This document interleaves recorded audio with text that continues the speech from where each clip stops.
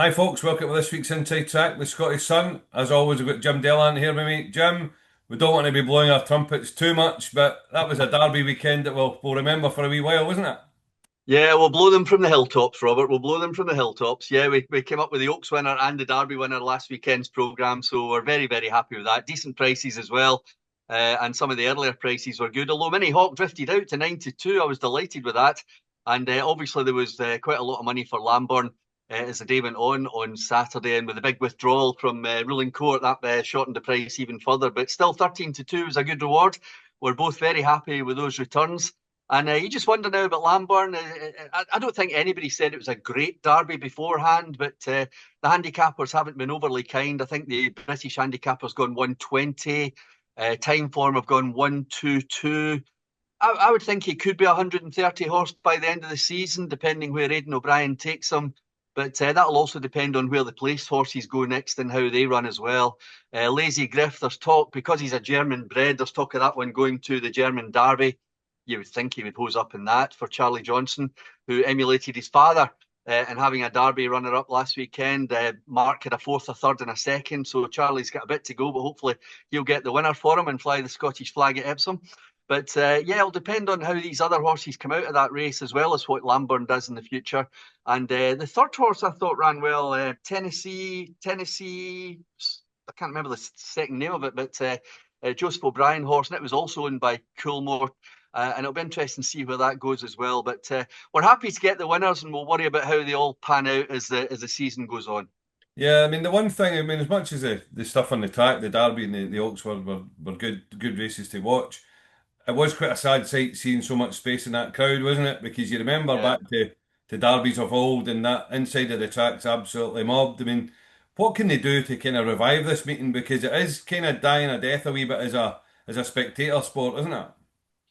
It really is. I mean, the chat I've been going back to a Wednesday's been on for some time. I just don't think that's a goer, to be honest, in this modern day. I mean, all that stuff about Parliament used to rise on a Wednesday morning and everybody shipped onto the train to Epsom. That's not going to happen anymore. I mean, I can remember on TV the Derby Wednesdays. I'm old enough to remember that. But the last time I actually went to Epsom was 2009 when See the Stars won. And the infield was jammers for that, absolutely jammers. So something has gone wrong with the Saturday in the meantime. It can't simply be down to the weather. It was just, I mean, they used to say 250,000 turned up for the Derby. And what was the crowd on Saturday? Paying crowd, 20 odd. Mm. It's not great. I just don't know the way forward. It's a difficult one for the racecourse executives. But something has to be done in terms of the racing side of it because the Derby is losing its luster. There's absolutely no doubt about that. And if we keep getting 120 rated winners, I'm afraid it's only going one way. When you say it's losing its luster, Jim, what do you mean? Is it just is the test of the Derby now not really what breeders are looking for? Yeah, the oldies amongst us, and I'll include myself, would always refer to the Italian breeder Federico Tesio, who said that the thoroughbred is based on a piece of wood, and the piece of wood back then was the winning post of the Epsom Derby. Now that still holds for Coolmore because they really based their whole breeding operation around Derby winners. The whole Galileo line has come out in force, and of course last week Galileo, Australia, Lambourn, that all worked out perfectly for them. So yes, the bigger breeders do still, and especially Coolmore, they do still base everything on the Derby, but it's being overtaken by other races. And again, as I said at the top of the programme, Robert, it'll just be interesting to see how this one pans out because we really could do with another great Derby winner going forward. I know they built up Camelot a lot a few years ago, trying to go on and win a Triple Crown. I never really thought that was on myself. But it's difficult. I don't think we're going to see another Triple Crown winner. The last time we saw a Triple Crown was Nijinsky. We saw a filly do it, oh so sharp, back in the 80s. It's. I don't think it'll happen in our lifetimes, to be perfectly honest. So we just need to build up the race as a spectacle on its own. Forget all the Triple Crown stuff because Derby winners, as a rule, are not going to go on and run instant ledger. So we just need to wait and see how that pans out. But fingers crossed, because I love the race. I really do love the race. And it just would be great if it was built up again. But I don't think you and I sitting here are the ones to do it, to be honest. No, no. But next week there won't be any problem with crowds at Royal Ascot where it'll be jam packed as usual. I mean that St James Palace is shaping up to be an absolute cracker of a race on Tuesday, isn't it? You mean with the Irish 2,000 guineas winner. the UK 2000, the French Yeah. Guineas winner. You've got Field of Gold under his new retained rider, Colin Keane.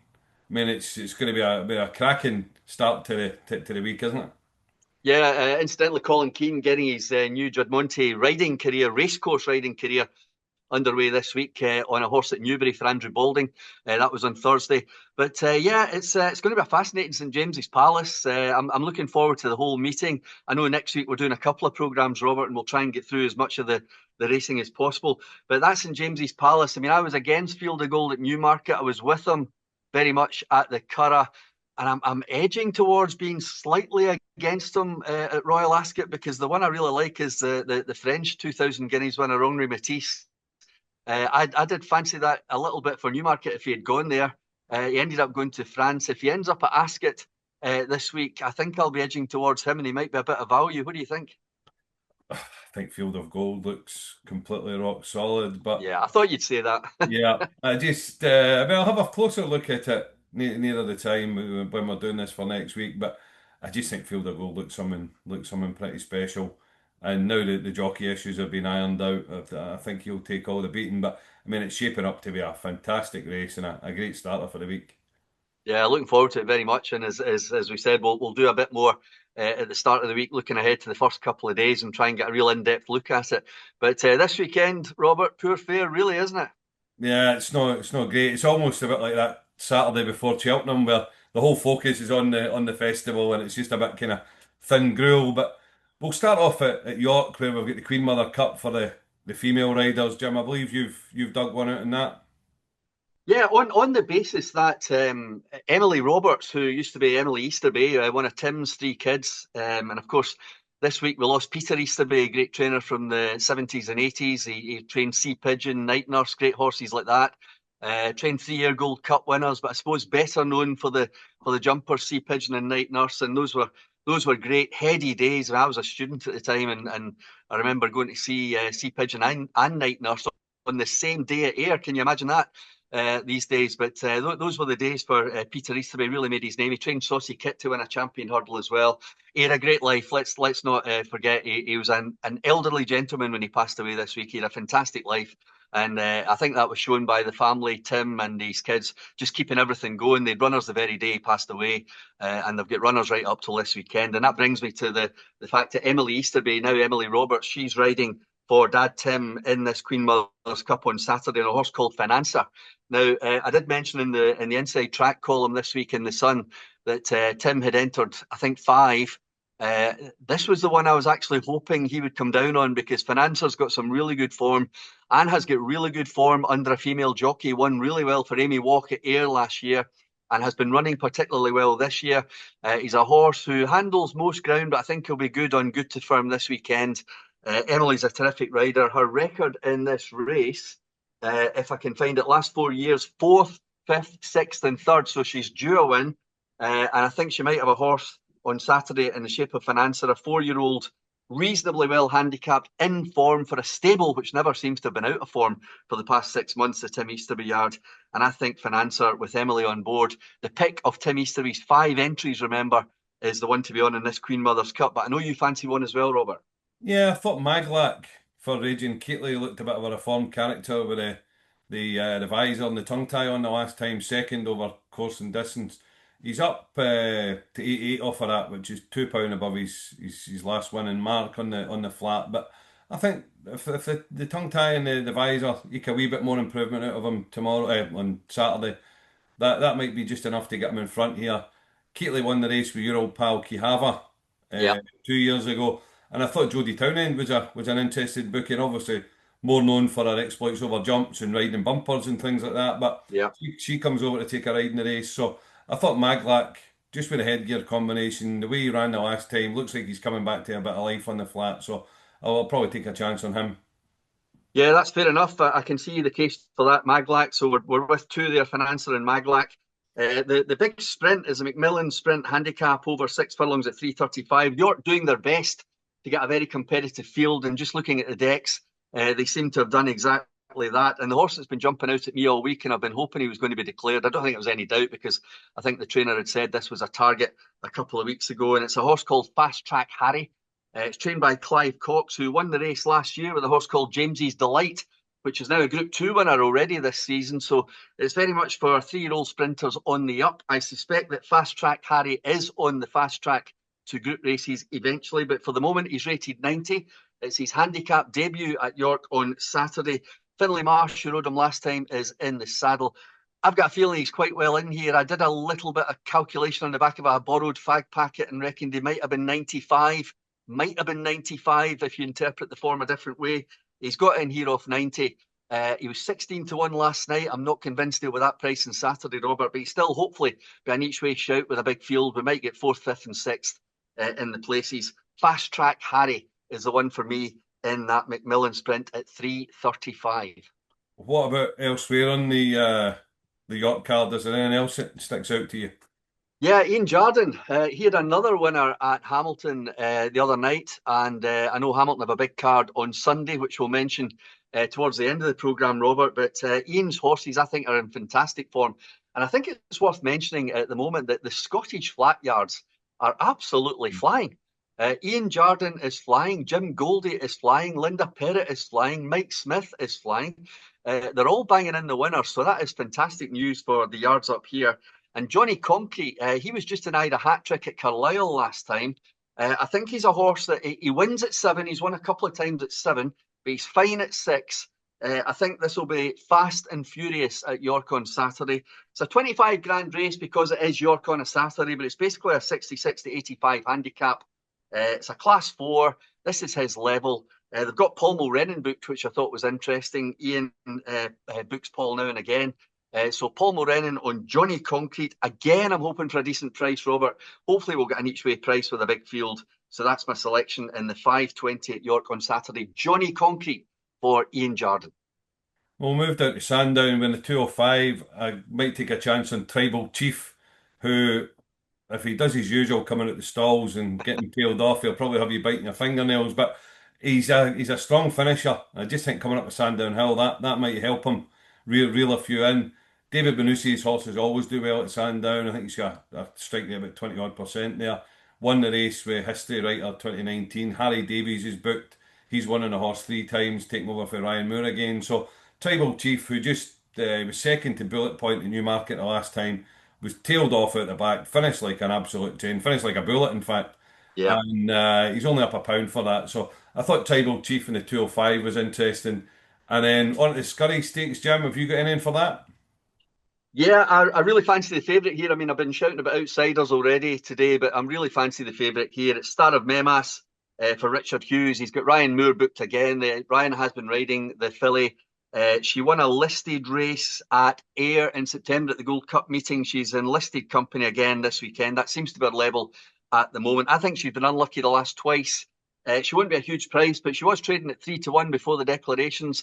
We'll see what prices the bookmakers come up with later this afternoon. But Star of Memas is the one for me. But I think you might just have won a little bit of value against that. Well, I mean, we'll see what price it is. I mean, I would think it would be a big price, but Marty Hopkirk, I thought, was quite interesting for David Loughnane, who took a huge leap forward to win a novice at Wolverhampton for the front a couple of weeks ago. It was a big price, so I'm not sure they quite expected it to win the way it did. I mean, it drifted right across the track. I think it would have won by about a short head in the end, but I think if it had stayed straight, it would have won by a length or two. So they're stepping up a fair bit in grade for that low grade stuff that they won at Wolverhampton. But I just thought it was interesting with the dead eight. He's likely to be a big price. They obviously saw something in that Wolverhampton Yeah, race that they thought they could. Let's have a crack at that. The dead eight makes an each way bet probably quite enticing. We'll see what yeah. price it is, but I think there's any chance he could hit the frame and be second or third in this.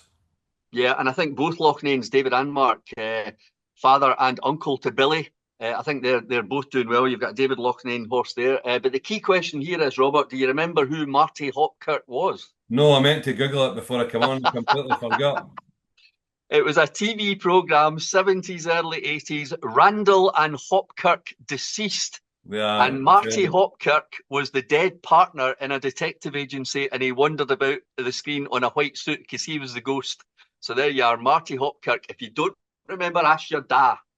I knew you were going to ask me that, and it was in my mind to Google it, and I completely forgot. I went away and did other things a bit earlier on. So, uh, Hexham on Saturday night, one in the 5:28 for John McConnell, whose horses do come with a health warning. They're Yeah, so in and out, it's unbelievable.